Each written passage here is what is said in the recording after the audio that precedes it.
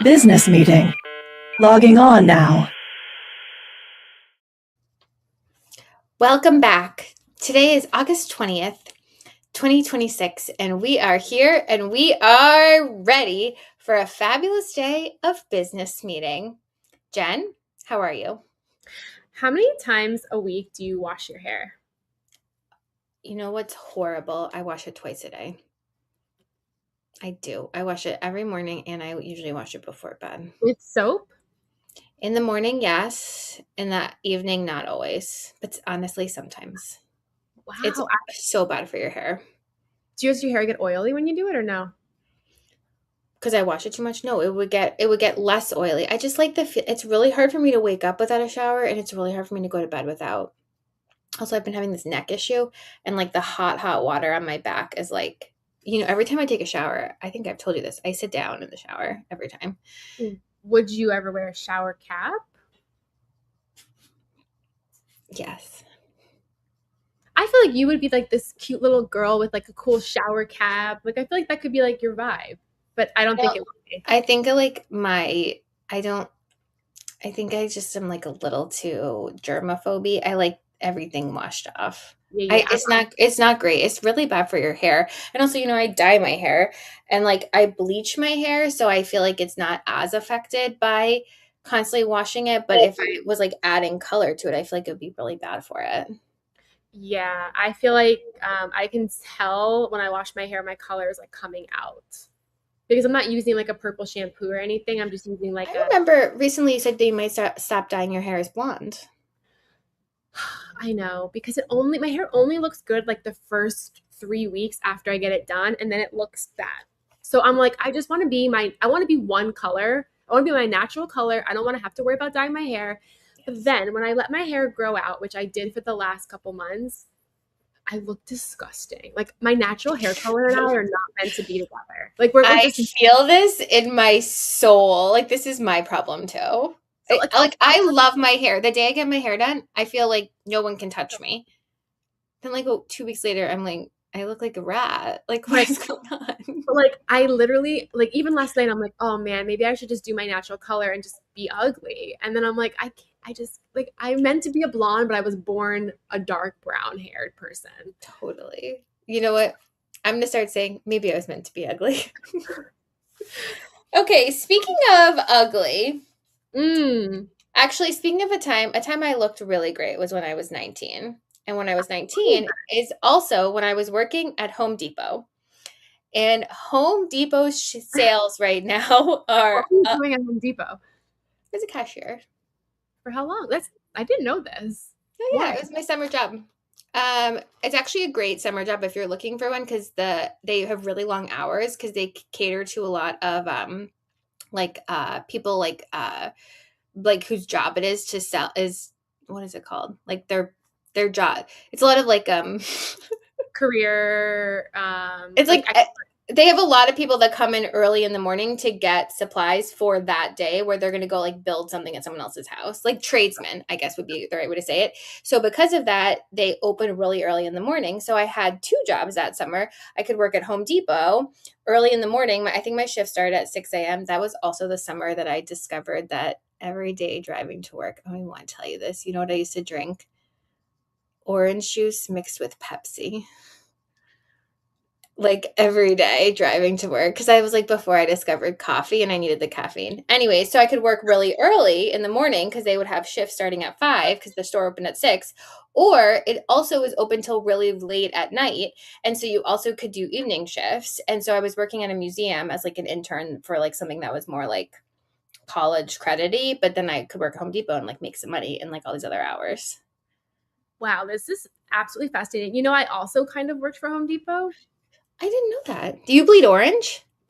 No, I bleed like contractor for them because I worked for like an agency, and my job was to write all of the copy for the Home Depot ads, and I had to write like copy for 2,000 products, and I knew nothing about each product. It Wow. was such a hard job. Like I'd have to research 2,000 products and then write these like creative taglines for each of them for the videos we created. Okay, pretend I have a shovel. Write me a copy. Sell me the shovel.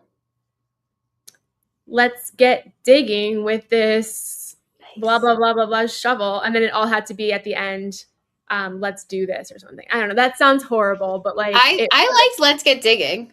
I thought it was good. When you said that, I was like, 1,999 to go. I'm no longer employed by this company. So One of my only regrets in life. You know, I'm not a big regret girl.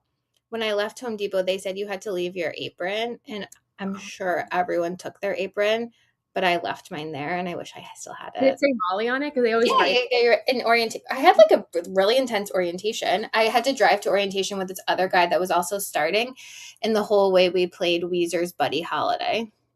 Let me just ask you this. Why not like Abercrombie in the mall? Why Home Depot? Jen, did you work at Abercrombie? You have to be hot. Please. You get recruited for Abercrombie. Please. Yeah, of course I would have rather been working at Abercrombie. But I feel like you are hot and you could have got Abercrombie. Oh, thank you so much. Yeah, well, I got a job at Home Depot, so there we go. Actually, you know why I actually got the job? It's actually like semi-interesting. I was in a gender studies class, and for my final project, I applied to traditionally male and traditionally female jobs. And so I applied to a lot of like daycares and stuff. And then I also applied to like more masculine retail jobs. And Home Depot is actually the one that called me back. And then like it wasn't like supposed to get a job from it because I already had this job at the museum. But Home Depot actually paid pretty good. So I ended up taking the job. Wow. So why are they in the news today? Are they in the news for a good reason? Oh, sorry. Why are they in the news? They regret hiring me instead of letting me go to Abercrombie. No, their sales are up, up, up. So it's saying that I thought this was interesting because all week we've been talking about real estate. And how a lot of big companies are buying real estate companies, and we're thinking it's because they're really undervalued right now because people aren't moving as much. So then the flip side of that is I feel like if you're staying in your own home, maybe you're buying things to like make your home better. This is like my hypothesis because the sales are really up. They're coming in above the analysts' views. The sales grew almost 2% in the second quarter, which is like these huge companies, 2% is a lot. It's better than it was even predicted. And my guess is it's because people aren't moving. Oh, yeah, it even says that. Steep interest rates and inflation weigh on homeowner projects. They don't want to move because it's really expensive to move. So instead, they're making their current space better. And to do that, you got to go to Home Depot and buy stuff like a shovel. Let's get digging. Honestly, if I was investing in individual stocks, which I'm not, Home Depot sounds like a good one because they have so much stuff. And if you are a homeowner or you live anywhere that's near Home Depot, you're going to go there probably once a month for something. And it's also something that you can't really get online if you have a car. Right. Like there's big items there that you're going to need to go with your own car rather than get them shipped to you. So I think it's a good stock. I can see why they're going up. I think people are always going to be investing in their space that they live in. Like during the pandemic, I feel like all these home improvement companies did really well during the pandemic because people are at home. And also Home Depot is not just like shovels and nails, as you know better than anyone. It's like lots of lawn furniture, lots of lawn care. I mean, they have like outdoor stuff. Like they really, of course, everything for inside. You want to hang pictures, you want to do whatever. They have all the paint. Like they really do a lot. Doors. And they don't have a ton of competitors. Like they have Lowe's, fine. Target has like a little bit of some of this stuff, but not to this extreme. Like the Home Depot has a big market cap on these types of things. Okay, wait, it's a door. Write the copy. Open the door to your dream space. Yeah, open the door to your new life. Right now, just fire me. Just send me to Abercrombie. Fine, I'll go. Close the door on my career as a copywriter with Home Depot. Speaking of closing the door on yourself and health and things like that, Spotify, which is a music company, is going in a different direction. Well, sort of, because their founders, one of their original founders is moving into the health industry, and they're opening something called Neko Health. It's going to be a clinic in New York this September. Basically, it's like one of those like health and longevity clinics. They have a waiting list right now of 25,000 people. And what they're going to be offering are these 60-minute full body scans that are supposed to flag cardiovascular problems, metabolic, and other health issues. The scan costs $500. And yeah, it's going to be kind of like a health longevity clinic that's powered by data by the guy who started Spotify. What do you think? It's not Daniel Ek, is it? No. The company was co-founded by Daniel Ek. And it was Daniel Ek. Yep. Damn, that's crazy. I always have just been in love with Daniel Ek's career because, for a while, Messy FM was competing with Anchor. And then Anchor told the story when they were bought by Spotify, they got like flown to meet. Daniel lives somewhere in Europe, I think maybe the Netherlands at the time.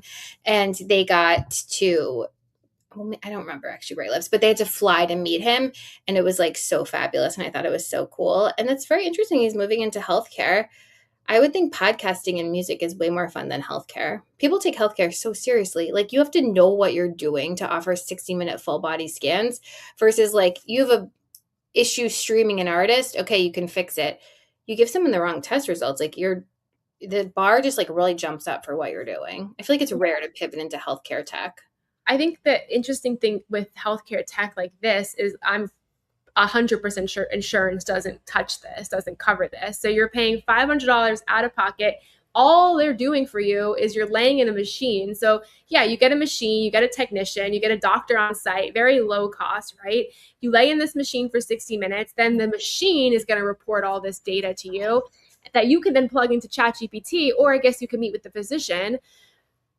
I've wanted to do one of these scans for a while, but I see videos on TikTok all the time of people getting results back and then they find something and then it's not really something or it is something and it freaks me out. Last year I did Parsley Health, which is kind of in this realm where they do like a ton of blood tests on you, like every test you could imagine, every type of stool test you could imagine. Then you meet with these doctors who scare the shit out of you. I think they're real doctors. They're like, nah, they're like, not to hate on this, but they're like nurse practitioners, but they're, first of all, they should not.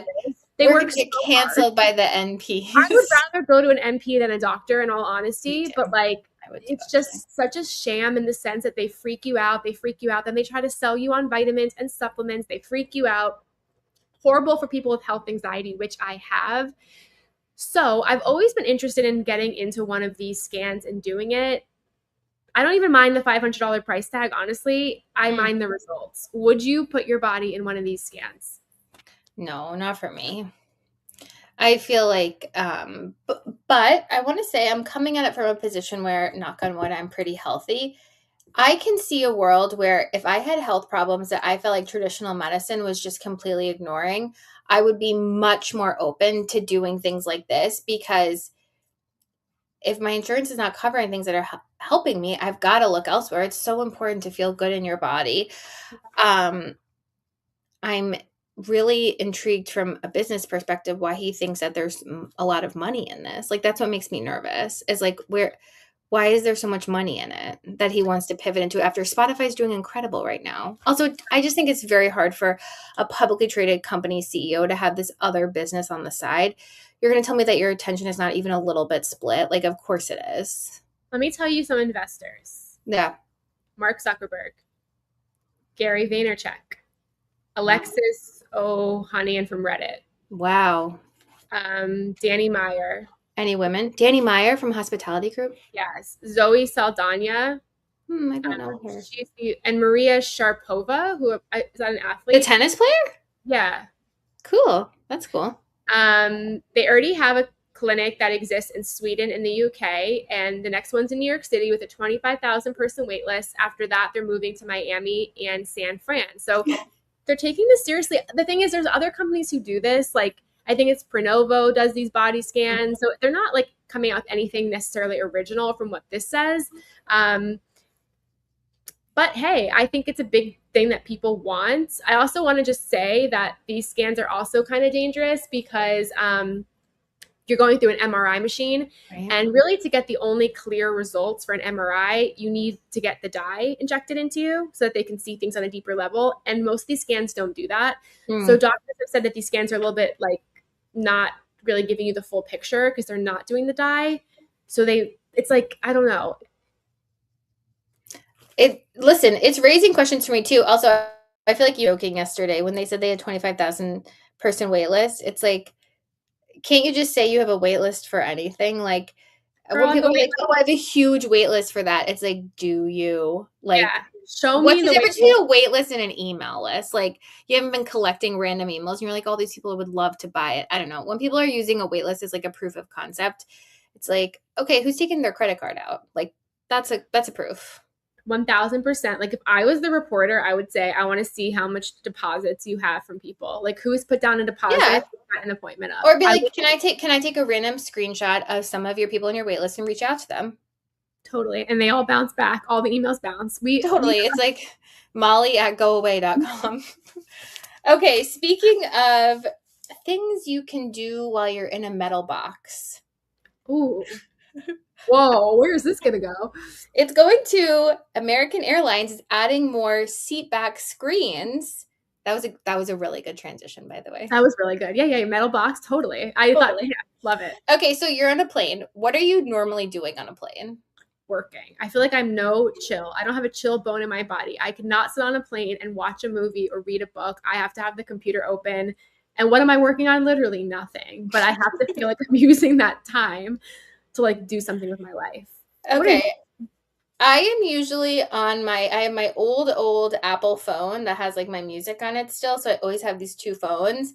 And then I am like listening to my old phone's music, which since it's not connected to Wi-Fi anymore is like literally 5 songs from like 2021. And that's all I'm doing. However, I usually take Frontier though. However, I did recently, my life got a little upgraded and I took a Delta flight somewhere and Delta has the seat back only one way. The other way I took some shitty airline. And I really do like having the seat back screens. And you know what? This article was all about how they're seeing this real opportunity for frequent flyers to have personalized meeting experiences. So I noticed that even on Delta, you could log in and it would tell you like other things you've watched previously on other flights. It could pick up where it left off. Like I just thought that was really cool. And now that's what they're doing. So they're kind of, it's like their own little algorithm for these people that are frequent flyers that are watching things on the seat back. And like, not only is it like games they can play, but also like, you know, you can do some advertorials, you can put in ads that are personalized to them. Think how much data the airlines have on you, your gender, your age, where you're going, where you're flying to. Like they can really personalize it really well. And so unfortunately, none of us can escape the algorithm. And so now with American adding more seat back screens, they're hoping to move more into personalized content while you fly. Genius. Do you remember the days of flying American, like, I don't know how many years ago, where they had like TVs every couple rows in the sky? And you would look up. Yeah, and they'd be like, the movie is starting right now, and that's all you got entertainment-wise. You know who I think has the best flying experience? JetBlue. And I was loyal to JetBlue for so many years when I was flying a lot. Here's why. Number one, they give you a ton of free snacks. Like they come around with a bucket of options. You can literally take as many as you want. When you go long distance, they have a snack container box that you can go up anytime you want and get snacks and drinks yourself. Like amazing. Cute. Number two, the Wi-Fi is always free. Always been free, always is free. Great.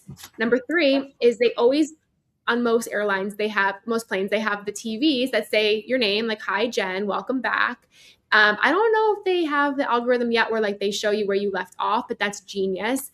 I could be editorializing a bit on that, but doesn't it seem like that's what it would do? Yeah, right. But I've always felt like JetBlue is the best flying experience because they really don't make you feel like everything is extra. Like it feels like when you fly JetBlue, everything's included. Damn, this is a good ad for JetBlue. But I do like the airlines that are funny. And like Spirit like is always making jokes. Spirit. Oh my God, Spirit's gone.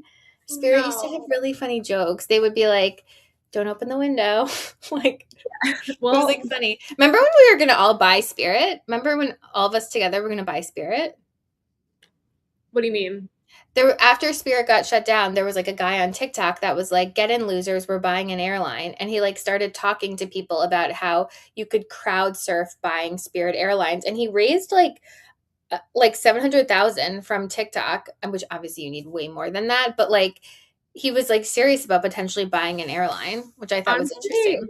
I feel like Spirit's gonna have a comeback. JetBlue was gonna buy them, and then it got blocked or something. Like, Yeah, it did. I feel like they maybe will come back. I don't know. Like, these budget airlines need to exist. I feel like the market needs to have them. Though Spirit wasn't as budget as you think. Like, by the time you checked out with your Yeah. flight, it was so expensive. But That's why if you're flying any of these flights, you have to be carry-on only. Like, yeah. sorry, when they get you with the baggage, like the baggage can be as much. Also, like, unless you're going to the most remote place on the planet, can't you just pack light? And if you really need something, you pop into a Target. Like, it would be You less money to buy a sweatshirt than it would be to pay. are the pro at this. Like, every time I've seen you travel with the backpack for a whole weekend. Like, you fit everything into a backpack you put under your seat. It's the most wild thing because also you bring your laptop sometimes. Like, I don't know how you do it. Well, when we went to Europe with the 3 kids, we all did carry-on only for 2 weeks. Isn't that crazy?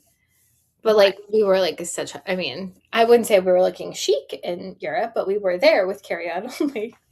Crazy. Okay, give a great transition. Like now you have a lot of stress after my great flying in a tin box. Speaking of places you can buy literally anything from that will get to you literally the same day, Amazon. However, what's going on? This is not the most positive story I've seen about Amazon. Okay. I'm very intrigued. The headline: Amazon is buying and destroying books to train AI. So Amazon is reportedly buying huge quantities of physical books to use to train their data AI models, and then they're destroying them. So a company out there who reported on this tracked a rare book by putting an air tag on it. The book was followed to an Amazon warehouse where workers say they scanned the books. One bookseller received an order for 1,000 books because they want these rare books. So why are they doing this? Because they believe books that came before 2022 are likely written without any type of AI. So they want to be able to train their models with very rare books and books that came before 2022. They want high quality human writing instead of relying on the internet. And they're using it to train their channels, train their AI. Why they're destroying it after? I guess because what are they going to do with the books? Maybe they could sell them, but I guess it's not that easy, This story is depressing AF. Yeah. That's really makes me sad, honestly. And also, like, so when you say they're buying 1,000 books, they're not buying 1,000 of the same book. They're buying like 1,000 rare books at once. Yes. Well, the only people benefiting from this is if you were a rare bookseller. But I feel like if you're a rare bookseller, you have very complicated feelings about this. And someone in the chat is letting us know, I was wondering that they destroy the book in the process of scanning it. That's why the book gets destroyed. Correct. That's Machine crazy. slice off the binding so pages can be scanned quickly and cheaply. And they're using this not for like any other purpose except to develop and improve their products and services. Damn, that's a tough one. I don't really know. Wouldn't that be crazy if they were, well, actually, I know that they used, because I was like part of that settlement from Anthropic when they were doing Reach Out. Do you think that they used any of you got the settlement too, didn't you? Yep. Basically, if you wrote a book before, I guess, 2022, all these AI companies like Anthropic and Meta were taking these books, scanning them, and using them to train AI. But because you never opted in for that, you were part of this like class action lawsuit, which I haven't seen any money from yet, but apparently we're all going to get some money from it. We'll see. How do I feel about this? If you were a rare bookseller and you had your hands on these rare books, would you sell them off to Amazon, who was willing to pay the price you were selling them for, or would you want to hold on to them to hope that they go to the right places? I would make like a huge news story, and I would be like going to museums, and I would be like, buy these books from me before they get trained. Like, I would be thinking who this would appeal to. I also think there's potentially a world, if I think this is killing me, like this story is killing me, but if I'm a rare bookseller, I need to make a living. I have kids too. Maybe I would sort of split the difference by only selling books where I had more than one copy, or I would give them like the least valuable copy to do, because they got to make a living too. And this is probably an order of 1,000 rare books. Like that's a huge order for a rare bookseller. And like, but it is like, I don't know if it's what it's doing is like great for the end use of society. I would just like, I don't understand what's the difference between me paying someone to go make photocopies of the whole book and then giving that to Amazon. Like, why do you need the actual book? You know what I Probably mean? so Like, much faster to just, as the chat is saying, to just slice off the binding.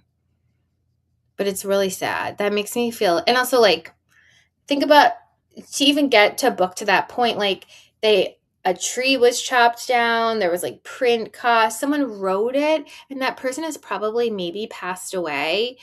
Like, I don't know. It's just like, but my question is like, do these people know what they're being used for? Like the bookseller who received an order for 1,000 books, like, do they think they're just going to Amazon for what purpose? Like, I wonder how much insight these people have into what these books are being used for.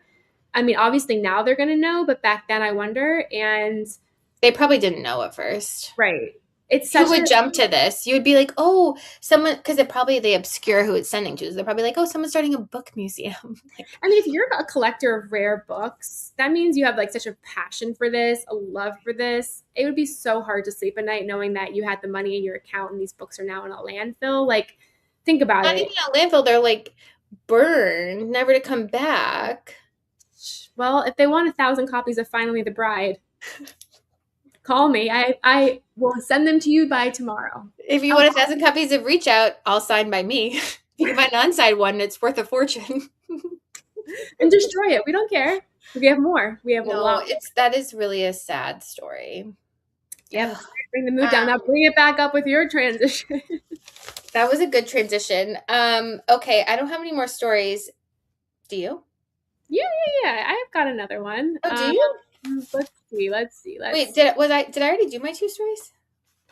Did I only do one? No, I did Home Depot and the flyback, the seats. Oh, we're good. We've done a lot. Girl, we're like through this agenda. It's like, please, we've done it all. Everyone, thank you for coming to our meeting. We crushed that agenda. Hope you have the most fabulous day. And Jen, oh, what's it? Shoot, I hit the button.